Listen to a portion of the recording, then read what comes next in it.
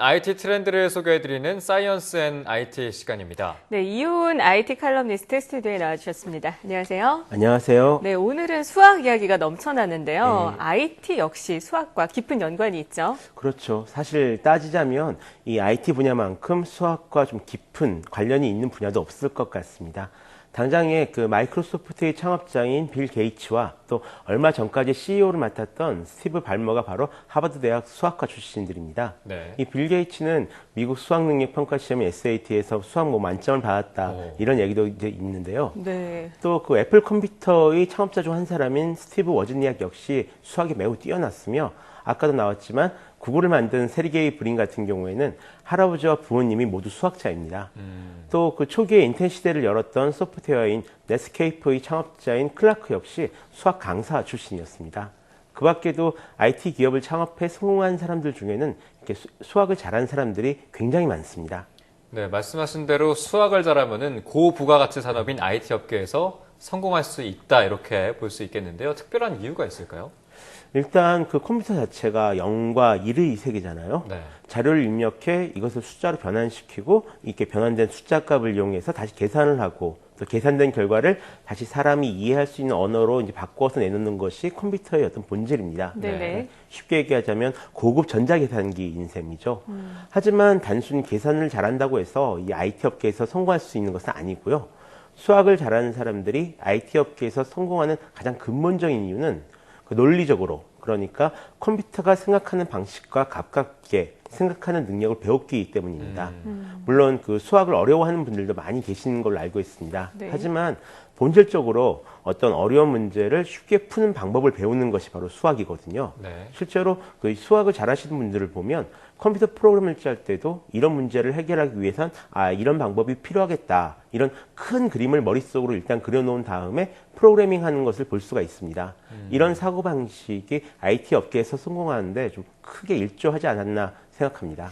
네, 그렇다면 실제로 수학이 IT 업계에서는 어떻게 사용이 되고 있습니까? 예, 실은 이제 거의 모든 분야에 사용된다라고 보셔도 될 것 같은데요. 네네. 실제로 이렇게 거의 모든 분야에 사용된 이유는 컴퓨터가 움직이는 알고리즘을 결정하는 방식이 바로 수학이기 때문입니다. 먼저 간단히 말하자면 이렇습니다.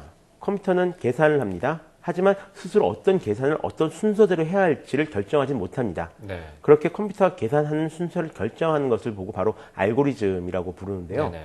우리가 풀어야 할 어떤 문제를 발견하면 그 문제 해결 방법을 사람이 생각해내고 그것을 컴퓨터가 이해할 수 있는 말로 번역한 다음에 이렇게 계산을 해라 라고 명령을 해줘야만 컴퓨터를 쓸 수가 있습니다.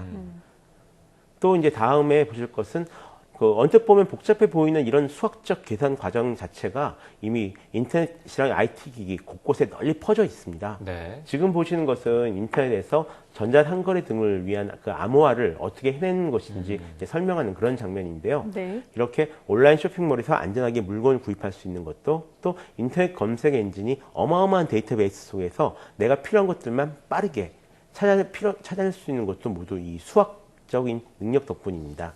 네. 한마디로 그러니까 IT 산업이라는 것 자체가 수학을 기본 바탕으로 한다. 이렇게도 볼 수 있겠군요. 그렇죠. 애시당초 그 수학을 기반으로 해서 컴퓨터가 만들어졌습니다. 네. 먼저 컴퓨터가 작동하는 기반이 된 수학 논리를 이제 불리언 논리라고 부르는데요. 이 0과 1의 두 숫자만으로 모든 어떤 계산 과정을 생각하는 그런 로직입니다. 네. 19세기 수학자 조이 불이 고안해냈다고 해서 이제 불리언 논리라고 부르는데요. 이 논리에 기반해서 만들어진 것이 오늘날의 컴퓨터이고요. 다음, 그렇게 개발된 컴퓨터가 활용하는 요즘이라서 그런지는 모르겠지만 수학자들의 활동 범위도 예전보다는 훨씬 더 많이 넓어진 그런 상태입니다. 네. 네. 아까도 나왔지만 지금 화면에 보이는 사람이 제임스 사이먼스 르네상스 테크놀로지 설립자인데요.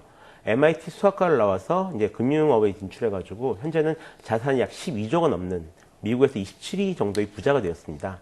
또 그 밖에도 빅데이터를 분석해서 새로운 서비스를 만들거나 아니면 대통령 선거 결과를 예측하거나요. 또 새로운 인터넷 서비스를 만들어내는 이런 쪽에 수학자들이 갈 수 있는 직업이 상당한 인기를 모으고 있는 그런 상황입니다. 네, 지금 인기는 핫한 직업이 예. 수학자가 아닌가 요즘에는 이런 생각까지 해보게 되는데요. 하지만 사실 보통 사람들에게는 수학이 참 어렵잖아요. 따분하고 지루한 학문으로 여겨지는데 사실 저도 수학이 좀 어렵거든요. 근데 예. 오늘 이렇게 영상을 보면서 수학을 좀 다시 시작해볼까? 이런 마음을 가지는 분들 있을 것 같아요. 이런 분들을 위해서 수학을 좀 쉽게 배울 수 있는 어떤 방법이, 팁이 있을까요?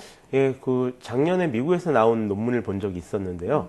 이 논문에 따르면 수학 실력 같은 경우는 노력에 의해서 확실하게 개발될 수 있다라고 합니다. 네네. 하지만 실제로는 이제 수학이라는 말만 들어도 좀 몸서리 쳐진다거나 아니면 새롭게 다시 수학을 배우고 싶다 이런 생각을 가지신 분들에게는 이 스마트폰 앱이 도움이 될 수 있을 것 같습니다. 네. 예, 이 앱의 이름은 블랭킷 리스트라는 이름의 스마트폰 앱인데요. 네. 예. 먼저 그 전에 약간 그 사이트 하나가 있습니다. 일단 쌤이라는 이름의 수학 캐릭터가 나오는 사이트가 있는데, 네, 지금 나오는 예. 영상이죠. 지금 보시는 것이 이제 블랭킷이라는 이름의 스마트폰용 앱이고요. 네. 이 앱을 이용하면 어떤 그 암산 능력을 굉장히 향상시킬 수가 있습니다. 네네. 그래서 나는 숫자에 너무 약하다라고 생각하시는 분들을 위해서 만들어진 그런 앱인데요. 네. 그동안 수학에서 멀어지셨다면 이 앱을 통해서 일단 뇌를 한번 다시 단련하시고 수학에 다시 도전해 보시는 것도 괜찮을 것 같습니다. 네, 역시 게임을 통한 어떤 학습 어떤 방법이 가장 좋은 것 같다는 생각이 드는데 또 다른 수학에 좀 흥미를 일으킬 수 있는 게임은 없을까요? 일단 그 스마트폰 앱스토어에서 수학이라고만 검색하셔도 상당히 많은 앱들을 보실 수가 있습니다. 네. 또 휴대용 게임기용으로도 인도 수학 배우기 같은 이제 수학을 배울 수 있는 다양한 소프트웨어가 나와 있는데요. 네네. 먼저 보실 것은 그 바로 풀기라는 스마트폰용 앱입니다.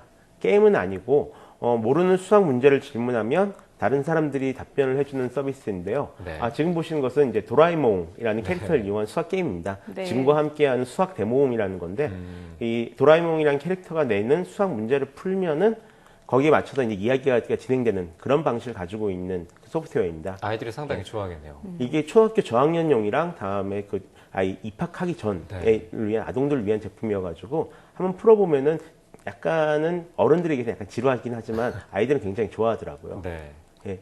또 이제 그 다음에 보실 제품이 저희 이제 바로 풀기라는 스마트폰용 앱인데요. 저 앱 같은 경우는 그래서 수학 문제를 풀다가 혹시라도 그 자기가 모르는 게 있으면 그것을 바로 스마트폰으로 찍어서 올리면 됩니다. 그러면 다른 사람들이 그것을 보고 이것은 이렇게 풀면 된다라고 그 어떤 대답을 해주는 그런 서비스거든요. 네. 해가지고 서로 이제 같이 그 공부해 줄 수 있는 그런 공부 친구도 찾을 수가 있다고 합니다. 또 다음에 혹시 보다 깊게 수학 공부를 하신다라면 MS에서 무료로 제공하고 있는 마이크로소프트 매스매틱스라는 프로그램을 사용해 보시는 것도 좋을 것 같습니다. 네. 말 그대로 수학용 계산기인데요. 공학용 계산기처럼 여러 가지 복잡한 수학 문제를 간단히 계산기를 이용해서 풀 수가 있는 그런 프로그램입니다. 네, 우리가 편리하게 이용하는 인터넷과 IT 산업의 기반은 바로 수학이었는데요. 갈수록 수학을 응용해서 활용하는 분야가 많아지는 만큼 수학 교육에 더 힘을 써야 하지 않을까 이런 생각 해봅니다. 자, 지금까지 IT 칼럼니스트 이효은 씨와 함께 IT 속에 숨어있는 수학 이야기 나눠봤습니다. 오늘 말씀 고맙습니다. 고맙습니다.